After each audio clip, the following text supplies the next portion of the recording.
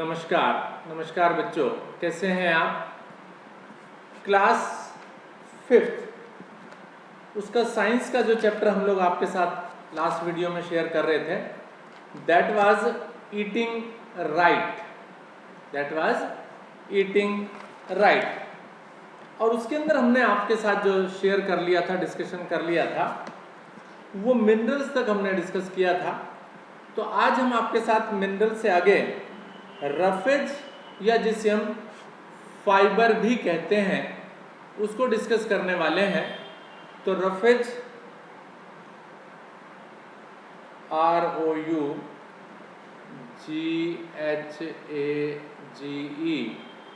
या जिसे हम फाइबर भी कह देते हैं, ठीक है। तो ये क्या होता है इसको हम पढ़ते हैं। कहते roughage is also known as the fibre or bulk as an indigestible compound that your body can not absorb. Roughage ये वो पदार्थ होता है जो आपकी बॉडी एब्जॉर्ब नहीं करती है। एब्जॉर्ब का मतलब है कि उसको सोखती नहीं है, ठीक है। कहते हैं all fruits and vegetable come from plants. सारे के सारे अगर हम फ्रूट्स की बात करें या वेजिटेबल्स की बात करें तो कहाँ से मिलते हैं हमें, पक्की बात है, कहाँ से मिलते हैं, प्लांट से मिलते हैं। These items contain vitamin, minerals and lot of roughage.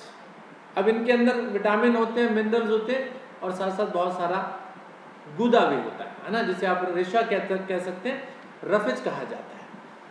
Green leafy vegetables, हरी पत्तेदार सब्जियों की बात करें। फाइबरस फ्रूट्स, फाइबर वाले फ्रूट लाइक ऑरेंज होते हैं। भाई ऑरेंज अगर आप देखें तो ऑरेंज को देखते हैं तो ऑरेंज में एक तो जूस होता है और इसके अलावा उसका गुदा भी होता है जिसको हम खा जाते हैं, ठीक है। तो वो एक फाइब्रस मटेरियल है। इसी तरीके से पपीते को भी आप देखते हैं, पपीता भी खाते हैं, उसके अंदर भी जो गुदा वाला पार्ट होता है वो हमारे पास फाइब्रस मटेरियल होता है। Are rich sources of roughage. तो कहा गया ऑरेंज के अंदर, पपाया के अंदर क्या होते हैं, रिच सोर्स ऑफ रफेज होता है। We must include roughage in our diet. हमें अपने भोजन में रफेज को खाना चाहिए। It helps by keeping bowel working and moving through the body. It helps by keeping the bowel working. इससे हमारा शरीर सही तरह से कार्य करता है और साथ साथ फूड जो है हमारे शरीर के अंदर आसानी के साथ मूव होता है।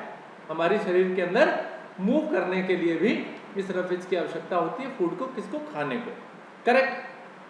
तो रफेज जैसे सलाद वगैरह हम लोग खाते हैं ना, तो फ्रूट कह दिया गया है। इसके अलावा कच्ची सब्जियां जिसे हम सलाद के रूप में खाते हैं उसको भी खाने की आवश्यकता होती है, जिससे हमें रफेज की मात्रा प्राप्त होती है ना।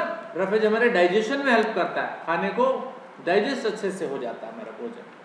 आगे बात करता हूं वाटर के, पानी की। अब पानी भी हमें पीना चाहिए। तो कहते हैं there is a lot of water present in our body. हमारे शरीर में पहले से बहुत सारा पानी है। About 70% of our body weight is made up of water. हमारे शरीर का लगभग 70% भाग जो है वो पानी से बना है। You need about 2 litres of water every day. हमें प्रत्येक दिन 2 लीटर पानी रोज पीना चाहिए। इट इज रिक्वायर्ड टू, क्यों चाहिए ये पानी, move the food through digestive and excretory system. Food को अंदर डाइजेस्टिव सिस्टम में ले जाने के लिए और साथ साथ जो भी अनपचा हुआ भोजन है उसको शरीर से बाहर निकालने के लिए। एक्सक्रीटरी सिस्टम होता है जिसमें सिस्टम में हमारे शरीर से बिना पचा हुआ भोजन जो शरीर से बाहर निकलता है। Surround and protect delicate body parts. ये हमारे शरीर के डेलिकेट बॉडी पार्ट्स को, यानी जो हमारे नाजुक अंग है उनको क्या करता है, प्रोटेक्ट करता है। लाइक आईज, आंखों को, ब्रेन को, स्पाइनल कॉर्ड को। स्पाइनल कॉर्ड होती है रीढ़ की हड्डी। Maintain body temperature.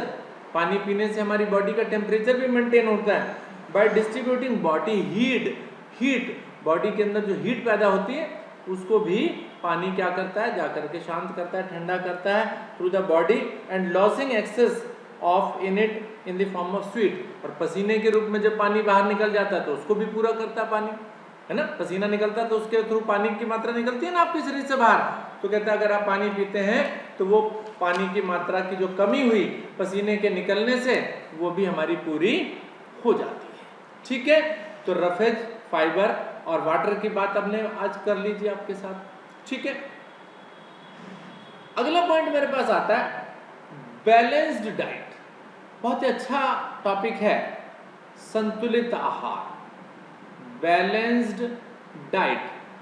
Balanced diet का मतलब हुआ हिंदी में अगर आप कहते हैं तो संतुलित आहार, यानी एक ऐसा भोजन जो बैलेंस है, जिसमें सब कुछ है। आइए पढ़ते हैं क्या लिखा है इसने। A diet that contain all the nutrients, एक ऐसा भोजन जिसमें सारे के सारे न्यूट्रिएंट्स प्रेजेंट हैं, रफेज प्रेजेंट है, वाटर प्रेजेंट है। वे सारे के सारे न्यूट्रिएंट्स आपने क्या पढ़े, कार्बोहाइड्रेट्स पढ़ा, फैट्स पढ़ा, मिनरल पढ़ा और विटामिन्स पढ़ा, और उसके बाद आज हमने रफेज पढ़ा। ये सारे के सारे और वाटर, ये सारे के सारे क्या हैं, नेसेसरी थिंग है।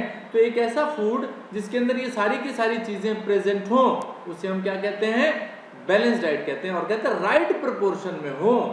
राइट प्रोपोर्शन का मतलब जितनी हमें चाहिए, ऐसा नहीं हो कि एक चीज बहुत ज्यादा खा ली, एक बहुत कम खा ली, नहीं, सबकी एक निश्चित मात्रा अगर हमारे शरीर में पहुंचती है तो समझिए हमने क्या खाया है, बैलेंस्ड डाइट हमने ली।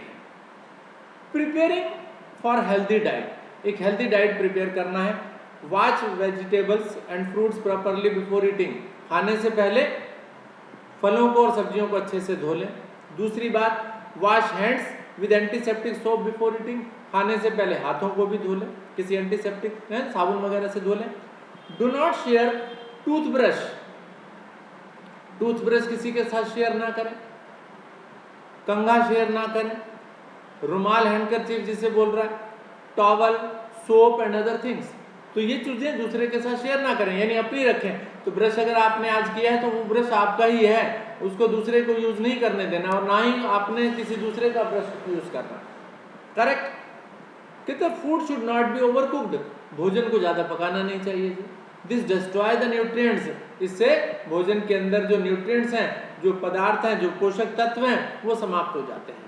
Prevent the breeding of mosquitoes, मच्छरों को पैदा मत होने दो, फ्लाइज, मक्खियों को, एंड नियर योर हाउसेज, अपने घर के अंदर और अपने घर के आसपास भी उन मच्छर और मक्खियों को ज्यादा पैदा मत होने दीजिए। हाउसेज शुड बी एयर, घर जो है वो हवादार होने चाहिए। गेट एनफ सनलाइट, उनमें काफी सारी सूर्य की रोशनी जानी चाहिए। एज इट किल जर्म्स, क्योंकि इससे छोटे छोटे जो सूक्ष्म कीटाणु होते हैं वो मर जाते हैं, सूर्य की रोशनी से, हवा से ये मर जाते हैं। Wash the clothes of patients separately by any antiseptic, मान लीजिए अगर किसी प्रकार का कोई आदमी बीमार है तो उसके कपड़ों को सेपरेट से धोइए, अलग से, ठीक है। ये तो थी जी किसी तरह की हेल्दी डाइट के लिए, यानी आपने बैलेंस डाइट पढ़ा, और बैलेंस डाइट के बाद पढ़ी कुछ सावधानियां कि क्या क्या हमें सावधानियां रखनी चाहिए जिससे हम जो है वो बीमार ना हो। आगे आती है फिजिकल एक्सरसाइज। क्या आता है, फिजिकल एक्सरसाइज।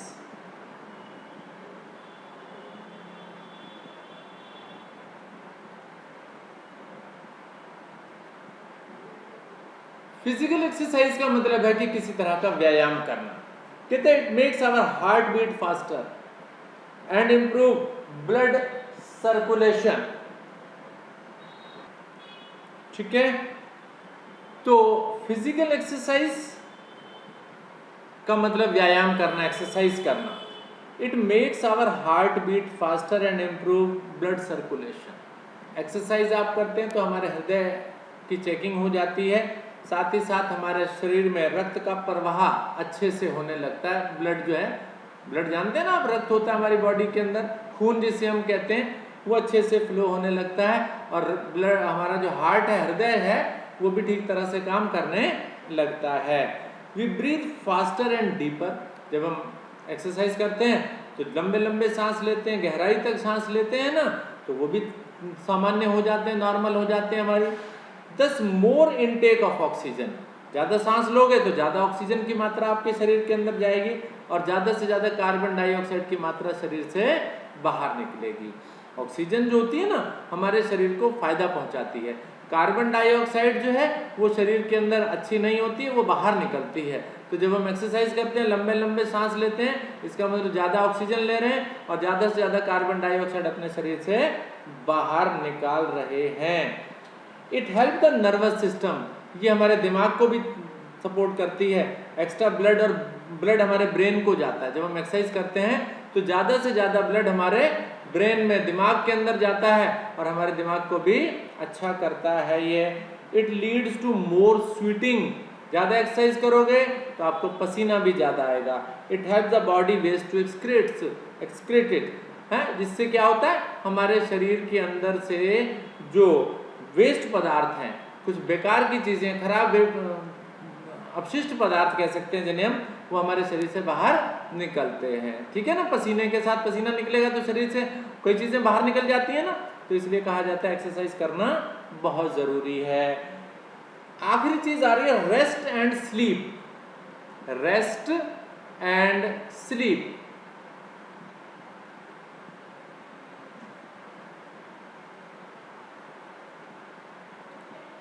रेस्ट का मतलब आराम करना और स्लीप का मतलब सो जाना। After the day's work and play our body needs rest. सारा दिन काम करने के बाद हमारे शरीर को किसकी आवश्यकता होती है? आराम करने की आवश्यकता होती है। A good rest help to refresh our body.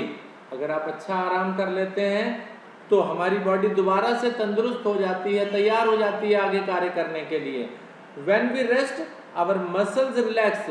जब हम रेस्ट करते हैं तो हमारे शरीर की जो मांसपेशियां हैं ना, जैसे मान लीजिए आप चलते हैं तो टांगें थक जाती हैं, तो जब हम रेस्ट करते हैं तो वो टांगें रिलैक्स हो जाती हैं, आराम मिल जाता है उन्हें, मसल्स कहा जाता है उन्हें।